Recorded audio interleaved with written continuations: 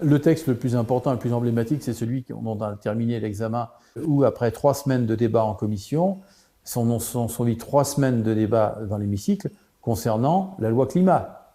Une loi climat qui a tenu pendant 1 mois et demi de cette première début d'année, donc qui a occupé l'espace médiatique après la Convention citoyenne sur le climat, la reprise qui a été faite par le Parlement sur les suggestions et propositions du gouvernement. Donc ça a été le noyau dur de ce travail de début d'année. Sur la fin d'année passée, évidemment, le débat budgétaire qui nous a occupé énormément, avec toutes les mesures d'accompagnement des dispositions qui ont dû être prises pour tenir compte de la situation, qui nous a amené à voter un budget, évidemment, avec un déficit très important, et à voter toutes les mesures nécessaires pour soutenir l'économie et soutenir le chômage partiel.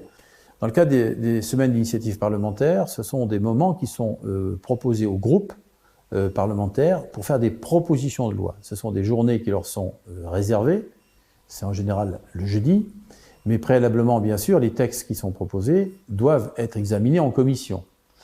Pour ce qui me concerne, le groupe Liberté et Territoires, le groupe auquel j'appartiens, nous avons proposé, nous sommes arrêtés sur 6 textes qui ont été espérés d'être débattus au cours de cette journée d'initiative parlementaire.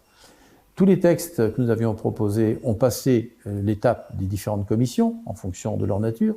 Parmi ces thèmes retenus, la fin de vie était un sujet que nous avions inscrit à notre ordre du jour. C'est mon collègue Olivier Falorni qui était porteur de ce texte, puisque lui-même avait déposé ce texte en 2018. Le débat sur la fin de vie, qui était un débat qui avait cette proposition de loi, qui a été en commission votée par plus de 250 parlementaires.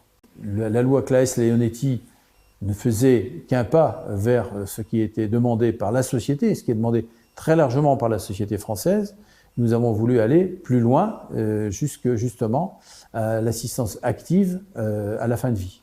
Malheureusement, les conditions du débat ne nous ont pas permis d'aller jusqu'au bout, puisqu'il y a eu une obstruction parlementaire de la part du groupe politique Les Républicains, qui, en déposant 3000 amendements, a fait bloquer le texte. Et ce qui fait que lorsque, à minuit, il a fallu arrêter la séance, le texte n'était pas en capacité d'être voté, puisque tous les amendements n'avaient pas été examinés, bien sûr, ce qui fait que ça a été un coup d'épée dans l'eau. Voilà. Alors, est-ce que ça sera véritablement qu'un coup d'épée dans l'eau? Nous ne le pensons pas. Je pense que Jean-Louis Touraine et quelques autres pourraient reprendre ce texte dans le cadre d'une future initiative parlementaire. Et cette fois, si elle venait du gouvernement, est-ce qu'elle serait mieux vue que venant d'une initiative parlementaire? Mais le débat qui consiste à dire c'est un sujet trop important pour que ce soit une initiative parlementaire est complètement scandaleux, puisque nous sommes parlementaires comme les autres, et ce n'est pas le gouvernement qui a le monopole de l'initiative législative. Au contraire, sur des sujets comme ça, nous avions toute notre place pour le faire. Dans le cadre de cette journée sur l'initiative parlementaire, notre groupe avait retenu 6 thèmes. La fin de vie, nous venons d'en parler, mais il y avait aussi un texte qui revenait en seconde lecture après Sénat, concernant les langues régionales. C'est mon collègue Paul Molac qui était porteur de ce texte. Il nous fallait l'adopter en l'état de son retour au Sénat pour que le texte devienne une loi. Ce qui a été fait. Donc aujourd'hui, ce texte a été adopté et il restera la loi Molac dans le travail de cette législature. Et notre groupe pourra revendiquer aussi ce succès. Nous avions également 4 autres textes qui étaient proposés.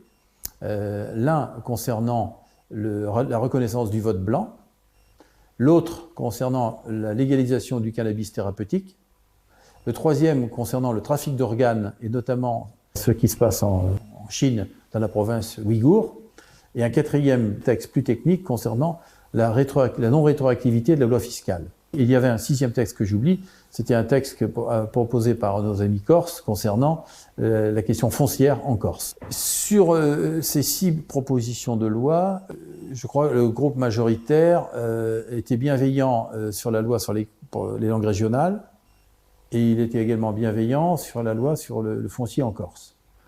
Il l'était en partie sur la question de la fin de vie. L'opposition est venue cette fois des Républicains. Sur les autres sujets, les textes étaient sur les Ouïghours. Je pense que nous avions, et les trafics d'organes, nous aurions eu un consensus sans problème. Sur la rétroactivité de la loi fiscale, nous aurions pu aussi l'avoir, c'était passé en commission.